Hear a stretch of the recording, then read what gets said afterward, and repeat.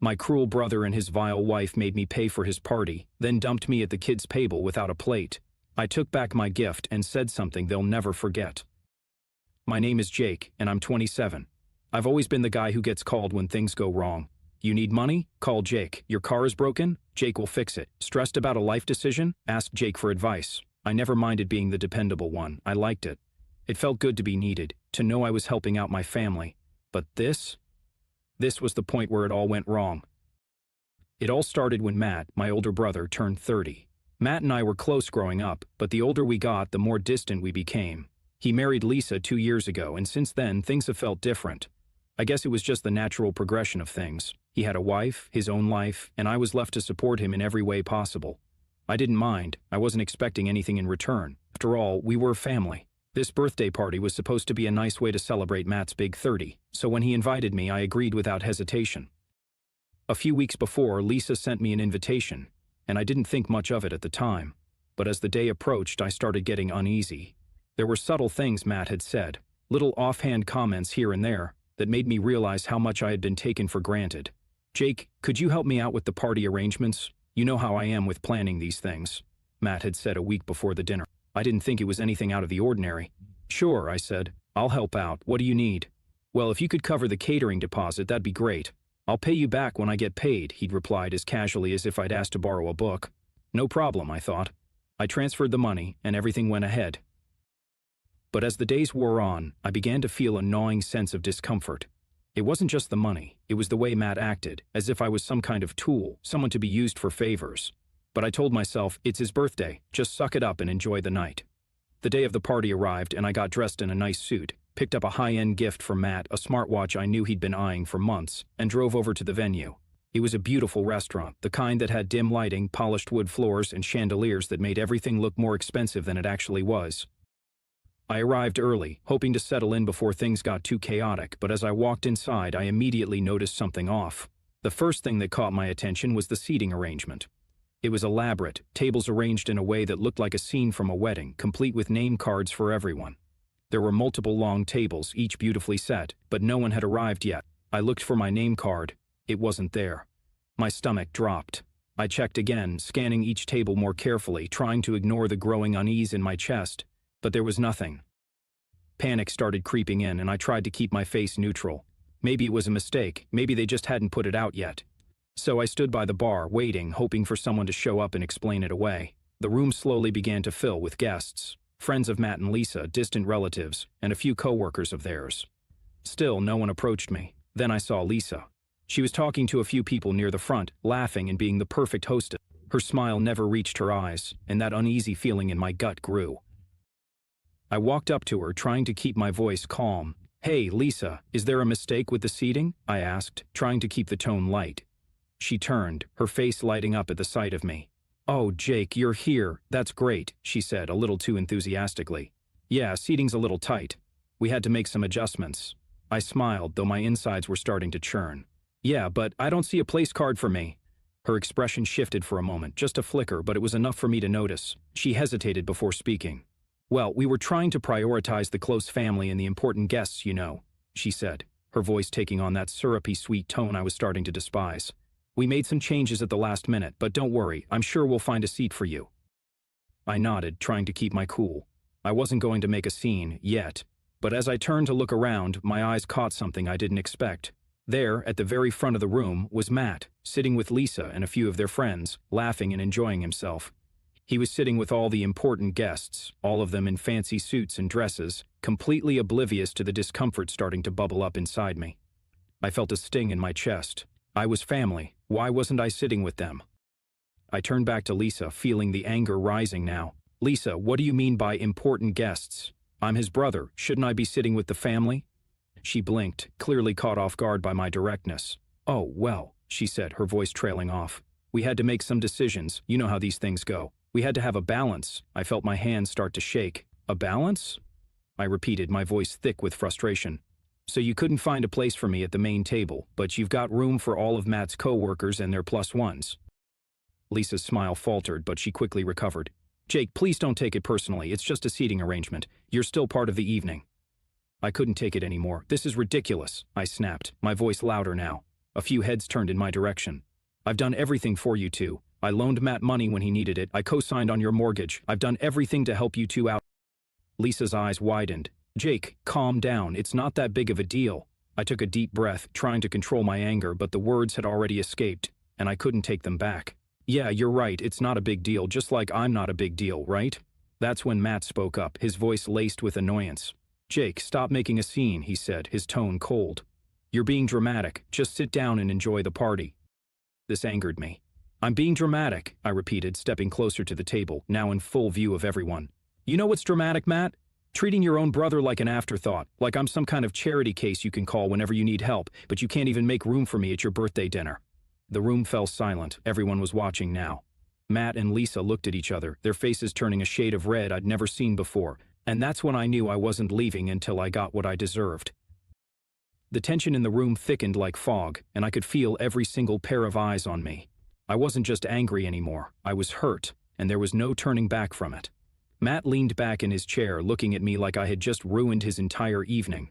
Lisa looked more uncomfortable than I'd ever seen her, shifting in her seat, her eyes darting from me to Matt like she was trying to figure out whether to side with me or not. But Matt, he wasn't backing down. Instead, he crossed his arms over his chest, trying to put on that air of authority, like he had everything under control.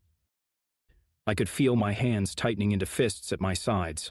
I had spent years supporting him, helping him, putting up with his laziness, and yet here I was, standing alone in a room full of people I hardly knew, excluded from the very family I had always tried to help. You know what? I said, the words coming out through gritted teeth. I've done more for you than anyone ever has. I've been the one you've leaned on when you needed a hand, and now, for this birthday, you can't even be bothered to treat me like family. I'm not even close family enough to get a seat at the table. The sarcasm in my voice was biting. I was done playing nice.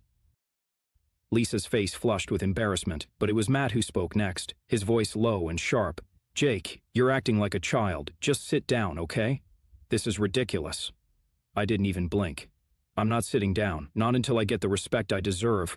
You're treating me like I'm not even part of this family, and I'm done with it. The whole room was now silent, the laughter and clinking of glasses replaced by this heavy, suffocating quiet. People were whispering behind their hands, glancing nervously at each other, unsure of how to react.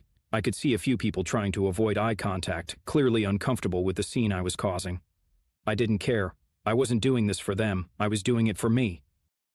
Matt's face twisted in frustration. Look, I get it, okay? You're upset, but you're making a spectacle of yourself. You're embarrassing me. I could feel my pulse quicken, and I took a deep breath to steady myself. It would have been so easy to turn around and leave, to say something snarky and storm out of there, but I wasn't going to give him that satisfaction. I wasn't going to let him walk away thinking that he could just dismiss me like he had done so many times before. I wanted him to know exactly what he had done. No, Map, I said slowly, letting each word settle into the air.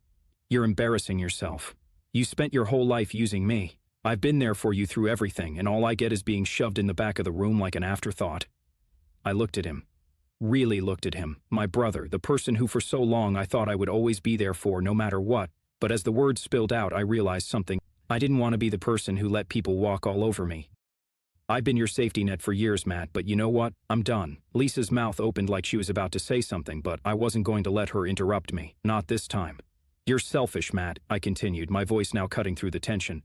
And that's the reason I'm not going to sit here and pretend this is okay. You don't respect me, and clearly you don't care, so you can forget about me continuing to help you when you need it. You don't get that from me anymore.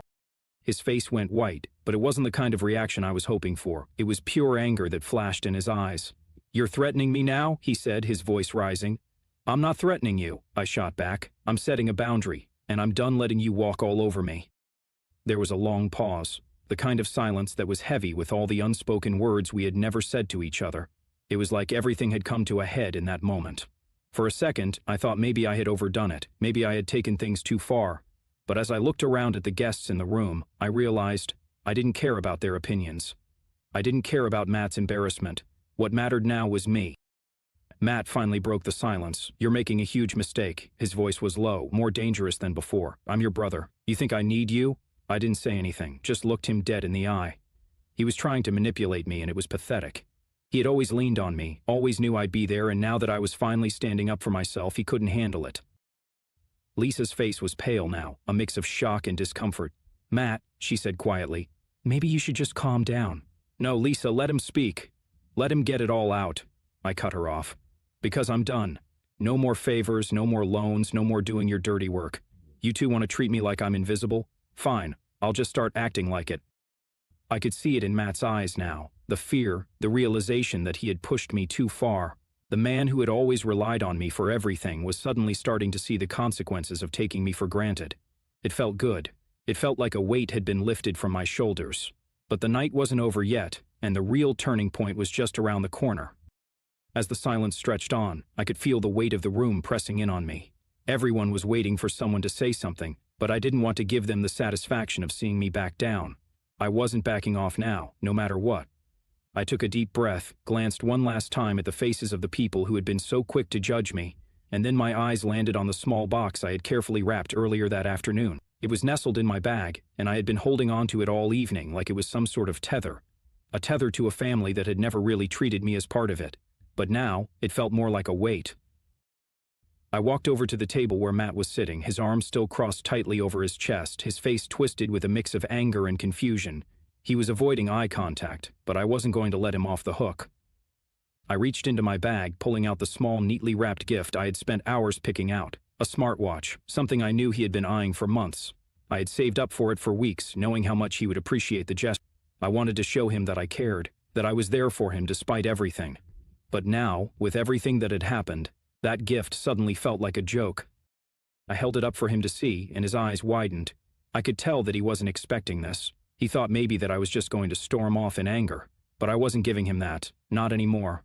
I wasn't going to just leave quietly. Here, I said, my voice steady, but there was a bite to it. This is for you. I thought you'd appreciate it considering how much you've been talking about it. Matt's eyebrows furrowed as he glanced at the box, then back at me. For a second, I thought he was going to reach out for it, but instead he just blinked, confused. Jake, what's this? He asked, his voice now tinged with uncertainty. I held the box just out of his reach. It's the smartwatch you've been wanting, remember? The one you've been talking about for weeks. The one I thought would be a good way to show you that I care. I could see the shift in his expression. That confusion started to turn into realization, then into something else. Fear. A kind of genuine fear that I had never seen in him before. Maybe it was the first time in our lives that he wasn't sure he could get away with pushing me around. You're not leaving with it, are you? Matt asked, his voice trembling slightly like he wasn't sure whether he was joking or not. I shook my head slowly, and I could feel a cruel satisfaction bubbling up inside me. Oh, I am. In fact, I'm taking it with me. This, I said, tapping the box lightly, was for a brother I thought I could count on, for someone who valued our relationship. But now, I'm taking it back because I realize that I've been an idiot to believe that this gift meant anything to you. I've been an idiot to believe you valued me. There was a heavy pause, and I could see the shock and frustration on his face, but honestly, I didn't care. I stepped back, clutching the box to my chest, and I could feel every eye in the room following me. The quiet had turned to murmurs. I wasn't just leaving with the gift, no, I was making a statement. I wasn't going to let Matt think he could treat me like I was disposable. I turned on my heel and started toward the door, my heart pounding in my chest. Behind me, I heard Matt's voice rise, desperate, though tinged with anger. Jake, don't do this. I didn't stop. As I walked past the front hall, I could hear him calling my name again, but it was too late. The years of resentment, of taking care of him, of carrying him, all came crashing down in that moment, and I wasn't going to let him get away with it anymore. I stepped outside into the cool night air, clutching the small box like it was a shield. The gift, that had once been a symbol of my loyalty to him, now felt like a weight of everything I'd been carrying for too long. I was done trying to prove myself, done being the one to always come to the rescue, done letting him treat me like I didn't matter. But as I stood there, the cool night breeze brushing against my face, I felt this strange sense of calm, a clarity I hadn't felt in ages. Maybe I had lost a brother tonight, but I was gaining something so much more valuable, my peace, and it felt good. It's been a few weeks since the party, and I still haven't heard from Matt. Not that I'm surprised. He hasn't even bothered to apologize for what went down. In fact, he hasn't really reached out at all. At first, I felt a bit guilty. I questioned myself, wondering if maybe I went too far, if taking the gift back was a step too harsh. But then I remembered everything that led up to that night, the constant feeling of being taken for granted, the way he always expected me to be there for him but never once returned the favor. And how, when it came down to it, I wasn't even considered important enough to sit with the adults at my own brother's birthday. I haven't really had a chance to sit down and think about everything properly until recently. It's funny, how you can carry all this weight for years, holding on to it because you think family should come first, and then one day it just clicks. That's what happened to me that night. That was the moment I realized that maybe family doesn't always get to dictate how things should be. I get to decide what my relationships look like too. Matt hasn't reached out, but neither has anyone else in the family. It's like they've all sided with him. There's this sort of unspoken understanding that I was in the wrong. I see them posting on social media all the pictures from the birthday dinner, and I just scroll past. I've learned the hard way that family can be toxic, just like anyone else, and just because we're related doesn't mean I owe anyone my time or loyalty when they don't treat me with respect. I don't know if Matt is even aware of how much he messed up. Part of me wants him to come to me and apologize, but another part of me knows that if he hasn't figured it out by now, then maybe it's not even worth it. Maybe I've spent so many years trying to be the bigger person that I forgot to value myself in the process. Since then, I've been doing better. I've had more time for myself, for the things that matter to me. I've been reconnecting with friends I'd lost touch with, and I've focused on personal goals. It's like this weight has been lifted. Sure, it's tough not having the relationship with my brother that I thought I would, but at the same time, I feel more free, more me. And you know what? That smartwatch that I took back, I ended up keeping it. It's mine now, and every time I look at it, I feel this small sense of pride. Not because it's expensive or anything, but because it's a reminder that I finally took a stand for myself. And in a strange way, it's kind of my symbol of reclaiming my life. So here I am now, thinking about whether I did the right thing. Was I too harsh, or did I finally draw a line in the sand that needed to be drawn? Honestly, I don't know. But I'm curious to hear what you all think. Have any of you been in a situation like this, where you've had to cut ties with family members who didn't treat you right? How did it go for you? Did you regret it? Or did it end up being the best thing for you in the long run? I'd love to hear your thoughts.